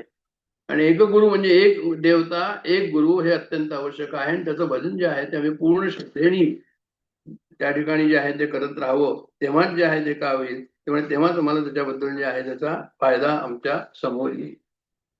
कारण सगुणावर माणूस प्रेम करू शकतो, निर्गुणावर मुश्किल आहे. सगुणाची तो उपासना करू शकतो, सगुणावर तो प्रेम करून त्याला सगुण दर्शन साक्षात्कार होऊ शकतो. देहबुद्धी वासनानुसार असते, म्हणून वासना संसाराचं मूळ आहे. वासना काय होतं, उपासना जर केली, सगुण भक्ती केली तर ती निवृत्त होते वासना. आणि भगवंताशी प्रेम जे आहे ते मग त्या ठिकाणी जर जडलं तर वासना नियंत्रित होतात. वासना पूर्ण झाल्यानंतर अंतःकरणात जो आनंद होतो त्यात तो त्याचाच आनंद असतो, ईश्वराचाच आनंद आहे त्या ठिकाणी. तर सांगायचं तर असं या ठिकाणी की सगुण भक्तीचं महत्व जे आहे ते अत्यंत खूपच महत्वाचं आहे. ऐकुनी भाविकाचा प्रश्न स्वामी देती प्रतिवचन, त्याची आता श्रोते परिसोत का. शिष्याने हा विचारलाय प्रश्न, त्याचं उत्तर आता देतात ते या ठिकाणी जे आहे ते श्री सुनीलजींनी असं म्हटलंय की समाजाचं नाव सगुण ध्यान असलं तरी सगुण ध्यानाचं वर्णन फक्त 5-6 ओव्यात आहे. मग त्याच्यानंतर रघुनाथ चरित्राबद्दल त्यांनी सांगितलं की तिकडे त्यांनी काही वर्णन केलंय 15व्या समासामध्ये. पण रामाच्या सगुण ध्यानाचे अतिशय सुंदर वर्णन केलेले आहे. की 9विधा भक्तीबद्दल आपण बोललो की 9विधा भक्तीचा उल्लेख त्यांनी केलाय. देव घननीळ सावळा मुकुट कुंडले मेखळा, रुळे वैजयंती माळा आणि पितांबरू, ऐसा शेषशयनावरी क्षीरसागरी निद्रा करी, शंख चक्र गदाधारी लक्ष्मी सहित. विष्णूची मूर्ती समोर आणली तर हे डिस्क्रिप्शन आपल्याला त्याचं जे आहे ते कळेल. देवघननीळ सावळा मुकुट कुंडले मेखळा हे सुद्धा जे आहे ते कृष्णाचं वर्णन आपल्या समोर येईल. तोची मूळ पुरुष एक, त्यापासून अवताराधिक दशा अवतार अनेक अंश मात्र होते. आता तुम्ही शिव घ्या, विष्णू घ्या, हे सर्व मूळ पुरुष एकच आहे, हे वेगवेगळे नाहीये. तिकडनंच दशावतार जे आहे ते झालेले आहे. दशावतार काय म्हणजे त्यांचेच अंश आहे असं त्यांना म्हणायचं की शेषशाही विष्णू जो आहे हा मूळ पुरुष, मग तो शिव हाच मूळ पुरुष, आणि त्याच्यापासून जे आहे ते अनेक अवतार झालेले आहे. आणि त्याचं नाव त्यांनी सांगितलं ऐसा हा बोलेला विष्णू. त्याचं नाव विष्णू, आणि कैलासी त्रिनयनू म्हणजे शंकर. उभयता एकची तनु, दोन्ही एकच आहे, वेगळे नाहीये, भिन्नत्व नाही. आणि असो हरी मिळून हर, की तो सिंधू जेचा वर, हे मुख्य देव इतर अंश त्याचे. असं हरिहर जो आहे तो एक देव मुख्य आहे, पण बाकी सर्व कसे ते म्हणे सर्व त्याचे अंश आहे. एक सागरी एक कैलासी, याची भेटी होईल कैसी, भेटी झाली या जीवाशी कोण गती आहे. एका भावार्थासाठी देव लागे भक्ता पाठी, भाव नसता जगजेठी प्राप्त नाही. तर भगवान विष्णू सागरात आहे आणि हे शंकर कैलासाला आहे. तर साधकाला त्याची भेट होणं म्हणे काय, तर म्हणे ते कठीण आहे, पण प्राप्त झाली तर गती उत्तम मिळेल त्याला. म्हणून जे आहे ते भक्ताचा एकंदरीत भाव जे आहे ते एक भगवंत त्या ठिकाणी हवा, आणि त्या भगवंताला आम्ही भक्त जो आहे तो शोधत राहावं असं त्यांनी म्हटलंय. म्हणजे समर्थांच्या काळामध्ये शैव वैष्णव हे खूप वैर होत असं म्हणतात. कपडा शिवला असं नव्हतं म्हणत, कारण शिव आला त्याच्यामध्ये. मग ते काय म्हणायचे, म्हणे विष्णूचे भक्त कपडा वैष्णवला असं म्हणतात शिव म्हणायच्या ऐवजी. इथपर्यंत त्याचं हे होतं. तर सांगत तात्पर्य असं की शैव वैष्णव हा जो वाद, ह्याच्यामुळे त्यांनी असं लिहिलं असावं या ठिकाणी. पण दोन देवच मूळ पुरुष असून, शंकर विष्णू हेच मूळ पुरुष असून अन्य सारे देव त्या दोघांचे अंश आहे, असं ह्या 8 ओव्यांमध्ये सांगितलेलं आहे. आणि त्यांनी मग वर्णन केलंय की राम सावळा सुंदर कासे मिरवी पितांबर, हे वर्णन केलंय. म्हणजे समर्थांच्या अभंगाची सुनीलजींनी आठवण दिली आहे. राम सावळा सुंदर कासे मिरवी पितांबर, चरणी ब्रिदाचा तोडर. नंतर पुढे त्यांनी म्हटलेलं या ठिकाणी की मुकुट किरीटी कुंडले तेजरत्नाचे फाकले, म्हणजे रामाचं वर्णन केलेलं आहे इतर ठिकाणी. ते जे आहे ते या ठिकाणी म्हणजे त्यांनी त्याचं कोटे म्हणजे असं एक उदाहरण म्हणून दिलेलं आहे. तर काय की आपल्याला जर मुख्य परमात्मा समजत नाही, निर्गुण तत्व समजत नाही, तर सगुण भजन जे आहे ते महत्वाचं आहे. आणि त्याच्याबद्दल जे आहे ते ओवी दिली आहे की नातुडे मुख्य परमात्मा, खरा देव कोण आम्हाला माहित नाही, म्हणूनही करावी लागे प्रतिमा. मग विष्णूची मूर्ती करा, कृष्णाची मूर्ती करा, रामाची मूर्ती करा. तैसा माया योगे महिमा वर्णन सद्गुरूचा. म्हणजे मायाचा आश्रय घेऊन मी त्या देवाचं वर्णन करीन, मी माझ्या सद्गुरूचं वर्णन करीन. एकदम परब्रह्माची कल्पना करता येत नाही, परब्रह्माला करता मानता येत नाही. म्हणून रामाचं सगुण ध्यान, कृष्णाचं सगुण ध्यान, परब्रह्माचं सगुण ध्यान काहीतरी करून आणि त्या पुढे जायला पाहिजे असं म्हणतात ते. कारण क्षीरसागराला पोचता येत नाही, कैलासाला पोचता येत नाही. तुम्ही सगुण मूर्ती तुमच्या समोर असेल ती पुढे घ्या.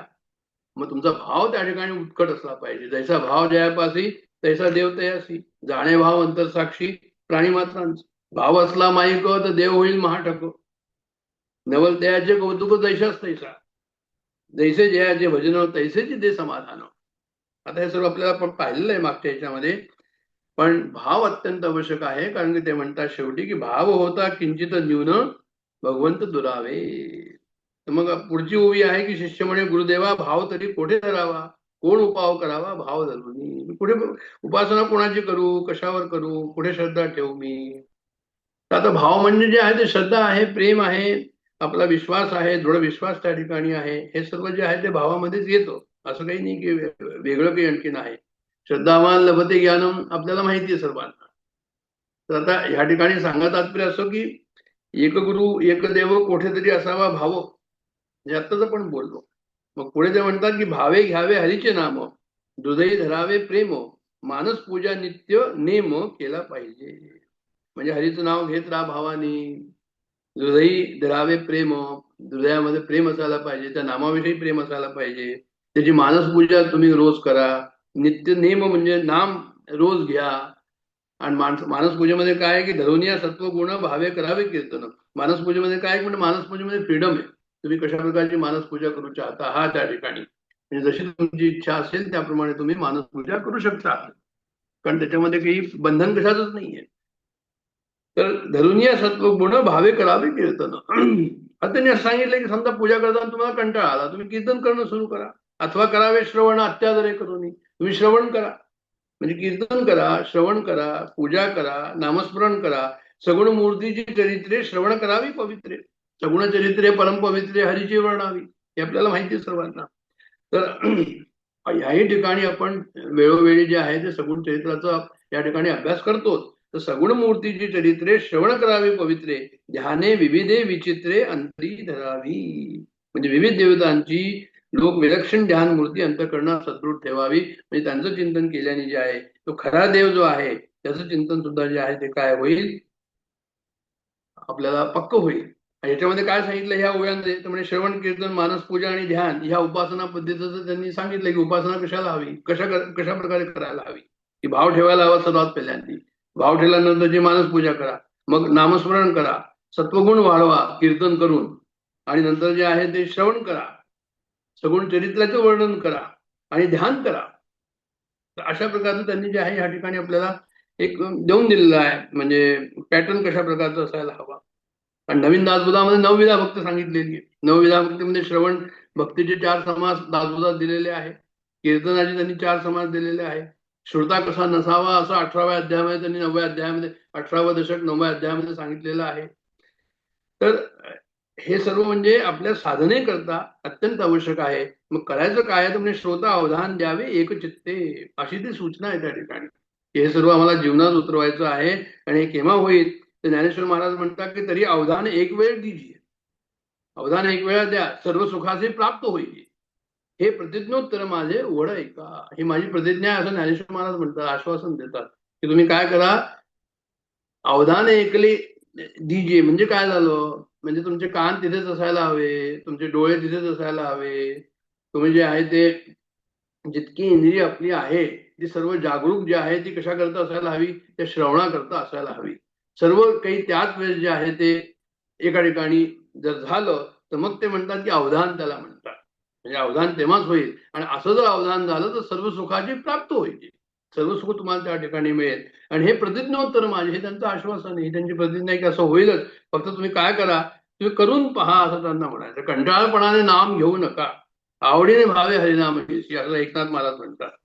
तर अशा प्रकारचं जे आहे ते पूजा करा. मानस पूजेमध्ये म्हणजे सर्व काही तुम्ही काय तुम्हाला हवंय, त्याचं हार, फुलं, गंध, अक्षता, प्रसाद, सर्व काही तुम्हाला जो आहे तो काय होईल, जेवढ्या प्रमाणात तुम्हाला विचार करता येईल तेवढ्या प्रमाणात तुम्ही जे आहे ते करू शकाल. म्हणून ते म्हणतात की ऐशी पूजा न घडे बरवी तरी मानस पूजा करावी. म्हणजे मानस पूजेमध्ये काय की ही कशा प्रकारची पूजा आहे की तुम्ही फ्रीडम आहे, त्याच्यामध्ये पूर्ण स्वातंत्र्य आहे. त्या ठिकाणी तुम्हाला काय सुगंध, तेल, आसन जे काही हवं ते सर्व मिळेल त्या ठिकाणी, कारण शेवटी ते मानस पूजा आहे. पुढची ओवी आहे की निग्रह नियमाचे बळ असता प्राप्ती तत्काळ, देहाशा करी डळमळ तेणे निग्रह भ्रष्टे. देहाशा म्हणजे दुराशा म्हणतात, म्हणजे वाईट आशा असं म्हणतात, वाईट इच्छा. निग्रह नियमाचे बळ म्हणजे नित्य नियमाच्या बाबतीत निग्रह असायला हवा. आणि असं जर निग्रह असेल, एकाच वेळेस बसायचं, एकाच ठिकाणी बसायचं, एकाच वेळेला बसायचं, जी उपासना आपली आहे पक्की केलेली ती पक्की पूर्ण उपासना त्या ठिकाणी झालेली पाहिजे. अशा प्रकारचे जे निग्रह नित्य नियम आहे, हे नित्य नियम जर पाळले तर प्राप्ती तत्काळ. आणि मग जुन्या ज्या इच्छा आहे कधी डळमळ त्याने निग्रह भ्रष्टे. म्हणजे दोन्ही गोष्टी आहे की जुन्या जर इच्छा आल्या तर तुमचा निग्रह जाईल, पण जुन्या इच्छा त्या निग्रह जर तुम्ही पक्का ठेवला तर ते इच्छा जातील. पण जेथे निग्रहेची धारिष्ट असे, जेथे देव सन्निधीची असे, सोडी संशयाचे पिसे येत द्विविषयी. म्हणजे जीवनात जर निग्रह आणि धारिष्ट असेल तर काय होईल, म्हणजे भगवंत तुम्हाला असं वाटेल की आमच्या जवळच आहे, त्याचं अस्तित्व तुम्हाला जे आहे ते वाटेल. आणि मग जे आहे ते अस्तित्वाबद्दलच्या संशयाची वेळ नाहीच होईल असं लिहिलंय या ठिकाणी. म्हणजे तुम्हाला अस्तित्व त्यांचं आहे हे तुम्हाला काय होईल की म्हणजे तुम्हाला हे पक्क राहील, दृढ होईल. पण काय असायला हवं तर म्हणजे जे आहे ते असायला हवं तरी निग्रह धारिष्ट जडे, हे वैराग्यविने न घडे. वैराग्य असणं हे त्या ठिकाणी आवश्यक आहे. निग्रह म्हणजे विवेक आणि वैराग्य म्हणजे काय तर म्हणजे त्याच्यावर तुम्ही अवलंबून करणं, त्याप्रमाणे अवलंबून करणं म्हणजे वागणं. दृढ वैराग्य होता उडे पांग देहाचा. जर वैराग्य उत्तम असेल तर पांग देहाचा म्हणजे आसक्ती देहाची उडेल असं त्यांना म्हणायचं. म्हणजे विवेक आणि वैराग्य हे दोन्ही त्या ठिकाणी असलं पाहिजे. जसं एखादा पक्षी असतो त्याला 2 पंख लागतात उडण्याकरता, तसंच ह्याला साधकाला सुद्धा 2 पंख हवे, विवेक आणि वैराग्य हे दोन्ही हवे, तेव्हा जे आहे ते पुढे जाईल. देहपांग अंगी आदळे तेणे धारिष्ट उठवून पळे, आणि सीधा पर्वभाव ढासळे पूर्ण धारिष्ट नसता. म्हणजे देहासक्तीचं बळ वाढतात, साधना कमी होईल. देहपांग अंगी आदळे तेणे धारिष्ट उठवून पळे. म्हणजे अत्यंत आवश्यक आहे की देहबुद्धी केव्हाही प्रज्वलित नाही झाली पाहिजे. आमच्या इच्छा, आकांक्षा, आमची इंद्रिय कधी पण उत्तेजित झाले नाही पाहिजे. ते नेहमीच जे आहे ते भगवंताकडे असले पाहिजे. असं जर होईल तरच मग होईल, नाही तर मग पूर्वभाव ढासळे. नाही तर म्हणजे पूर्वी साधना केलेली ती सुद्धा जाईल. म्हणजे त्यांना असं म्हणायचं की समजा एखाद्याने उपासना केली तर वर्षभर त्यांनी उपासना खूप चांगली केली आणि नंतर ती सोडून दिली किंवा कमी पडली, मग वर्षभराचं जे आहे त्याला हे झालं ना, म्हणजे फायदा काय त्याचा झाला. त्यांनी सिगरेट प्यायला आणि वर्षभरानंतर परत सुरू करून दिली, मग एक वर्षाचा जो फायदा नाही झाला त्या ठिकाणी. म्हणून ते म्हणतात की सीधा पूर्वभाव ढासळे पूर्ण धारिष्ट नसता. धारिष्ट जे आहे ते पूर्ण अत्यंत आवश्यक आहे की असं असलं पाहिजे की देह पडे का देव जोडे. म्हणजे देह पडला तरी चालेल पण देव जोडे. ऐसी हाव अंगी जडे, अशी हाव असायला पाहिजे. म्हणजे आम्हाला कशा कशाची हाव आहे आपल्याला सर्वांना माहिती आहे, विषयामध्ये कशाची हाव आहे, पण इथे भगवंताची हाव असायला हवी. तेणे गुणे वैराग्य चढे महाप्रबळ. असं जर असेल हाव भगवंताची तरच वैराग्य त्या ठिकाणी प्रकट होईल, नाही तर होणार नाही. देहपांग निशेष भंगे, देहाची आसक्ती निशेष भंगे म्हणजे पूर्ण भंगून जाईल, तेव्हा प्राप्तीशी वेळ न लागेल. मग भगवंताची प्राप्ती व्हायला कशाला वेळ लागेल, तर देहाची आपली आसक्ती गेली तर. देवभक्ता पाठी लागे नाभी नाभी म्हणून. देव भक्ताच्या पाठीमागे लागेल, म्हणेन की अरे तू भिवू नको, अरे तू भिवू नको, मी आहे इथे. बाळक आपणाशी रक्षून येणे म्हणून मातेशी लागे रक्षण. जेव्हा लहान मुलगा असतो तर माती त्याची आई जी आहे त्याची सर्व लक्ष ठेवते, त्याला मुळी सोडत नाही, त्याचं पूर्ण लक्ष असतं आईचं त्याच्याकडे. त्याची बाळक शहाणे होता माझा विसंबे. मग ते तो जर लहान मुलगा जर मोठा झाला तर मग काय होईल, तर मग त्याला जे आहे तो तो माता त्याच्यावर विसंबते. तर तसंच हे आहे की तैसा भक्त भगवंती प्रेमा, जे आहे ते भक्त जे आहे ते भगवंत जो आहे तो भक्ताच्या प्रेमात पडतो. आणि लावणी उल्लंघी देहसीमा तयाचा सांभाळ आत्म्या रामा करणे घडे नेमस्त. अशा प्रकारचं दिलंय की भक्त देहासक्ती सोडून प्रेमाने भगवंताला आपला लळा लावतो, तेव्हा भगवंताला त्याचा सांभाळ करावा लागतो, असं त्यांनी लिहिलंय या ठिकाणी. म्हणजे समजा भक्ताला जर देहाचा सांभाळ करायचा हे नसेल, लक्ष नसेल, तर भगवंत जर सांभाळ करतो असं त्यांना म्हणायचं या ठिकाणी. जसं त्यांनी कबीरानी म्हटलं होतं की तो कुत्रा चावला तर शिष्यानी म्हटलं की अरे आपको कुत्ता चबा दिया है, बोले कुत्ते ने काट खाया है. तर मला मी कुत्ता जाणे व चमडी जाणे, म्हणजे तो भगवंतावर त्यांनी सर्व ठेवलेलं होतं की भगवंत पाहिजे, त्याला जसं ठेवायचं असेल या देहाला तसं तो भगवंत ठेवेल. अशा प्रकारचं जे आहे ते वर्णन यांनी केलेलं आहे. देहबुद्धी हे सर्वात मोठा अडथळा आमच्या साधनेमध्ये आहे. मी देह आहे, मी आणि माझं सर्व हे आहे. सर्व उपायदा जितका आपण विचार करू शकतो, पती आहे, पत्नी आहे, मुलगा आहे, हे नातू आहे, हे सर्व कसं आहे तर म्हणे हे देहबुद्धीमुळे हे सर्व आम्हाला ह्या ठिकाणी अडथळे आलेले आहे. म्हणून काय करायचं की जे आहे ते आम्ही जे आहे ते लक्ष ठेवून या देहबुद्धीला आम्ही कसं दूर करू शकू आणि सत्वगुण कसा वाढवू शकू, हे जे आहे ते अत्यंत आवश्यक आहे. आमची साधना जी आहे ती कंटिन्युअस चालली पाहिजे. मध्ये जे आहे ते कोणत्या प्रकारची अडथळा नको. किंवा मला जर आता नाही, आता 2 वर्ष मी उपासना केली, मला तर काही फायदा नाही झाला, धीर सोडून दिला, तर ते म्हणतात शिष्य पाहिजे अति धीर, असं म्हटलंय त्यांनी. शिष्य पाहिजे धारिष्ट्याचं, असं म्हटलेलं आहे. मनाश्रेष्ठ धारिष्ठ जीवी धरावे, समर्थांनी म्हटलेलं आहे मनाच्या श्लोकामध्ये. तर सर्व सर्व अर्पण करायला हवं की देवाच्या भगवंताच्या कृपेसाठी पडाव्या जीवलगाशी तुटी, सर्व अर्पावे शेवटी आणि प्राण तोही तजावा, अशा प्रकारे म्हटलेलं आहे. तर असं जर आपल्याला वैराग्य जर झालं तर मग त्याची जाणावे महत् भाग्य, असं म्हणतात ते.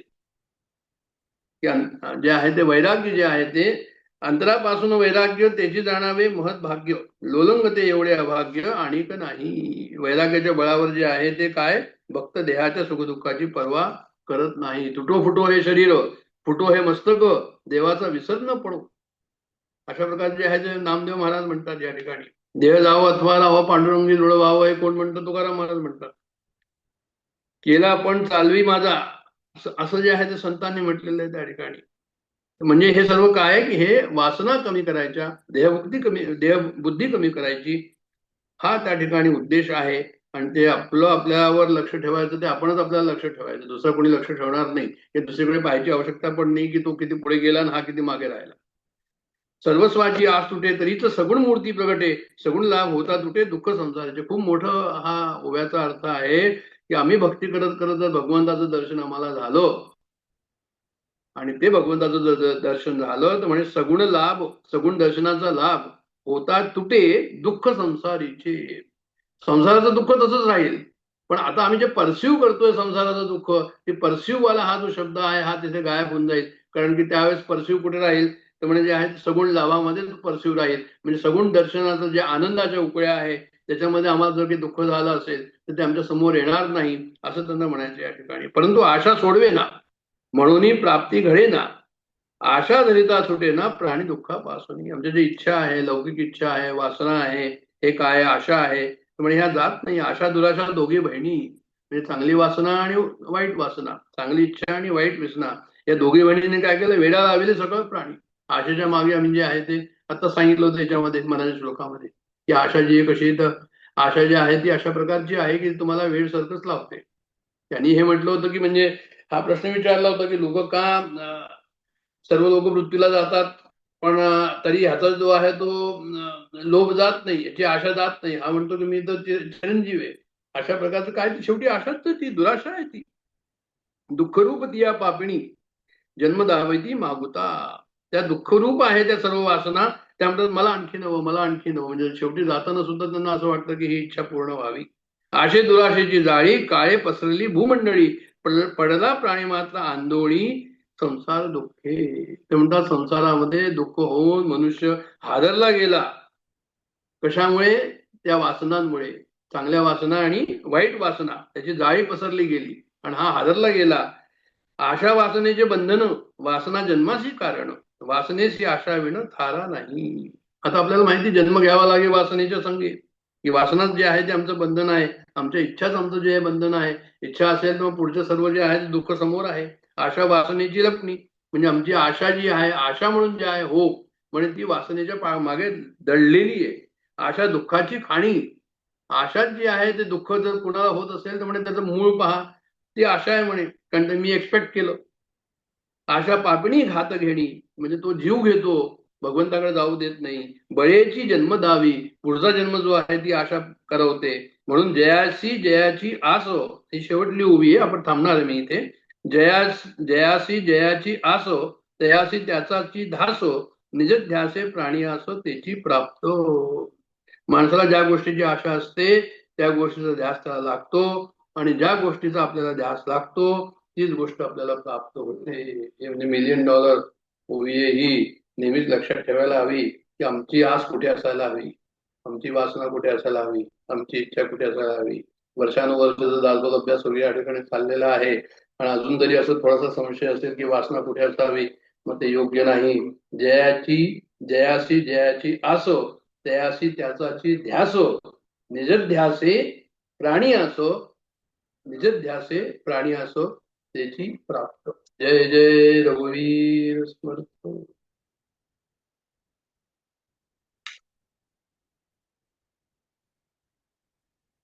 जय जय रघुवीर समर्थ. आपण आता आत्मषटकाकडे बोलूया. मनोबुद्धी अहंकार चित्तानि नाहं, न च श्रोत्रजिह्वे न च घ्राणनेत्रे, न च व्योमभूमिर्न तेजो न वायुः, चिदानन्दरूपः शिवोऽहं शिवोऽहम्. न च प्राणसंज्ञो न वा पञ्चवायु, न वा सप्तधातुर्न वा पञ्चकोशः, न वाक्पाणिपादौ न चोपस्थपायु, चिदानन्दरूपः शिवोऽहं शिवोऽहम्. न मे द्वेषरागो न मे लोभमोहो, मदो नैव मे नैव मात्सर्यभावः, न धर्मो न चार्थो न कामो न मोक्षः, चिदानन्दरूपः शिवोऽहं शिवोऽहम्. न पुण्यं न पापं न सौख्यं न दुःखं, न मन्त्रो न तीर्थं न वेदा न यज्ञः, अहं भोजनं नैव भोज्यं न भोक्ता, चिदानन्दरूपः शिवोऽहं शिवोऽहम्. न मे मृत्यु मृत्युशङ्का न मे जातिभेदः पिता नैव मे नैव माता न जन्म न बन्धुर्न मित्रं गुरुर्नैव शिष्यः चिदानन्दरूप शिवोऽहं शिवोऽहम् अहं निर्विकल्पो निराकाररूपो विभुर्व्याप्तसर्वत्र सर्वेन्द्रियाणां सदा मे समत्वं न मुक्तिर्न बन्धः चिदानन्दरूप शिवोऽहं शिवोऽहम् चिदानन्दरूप शिवोऽहं शिवोऽहम् चिदानन्दरूप शिवोऽहं शिवोऽहम्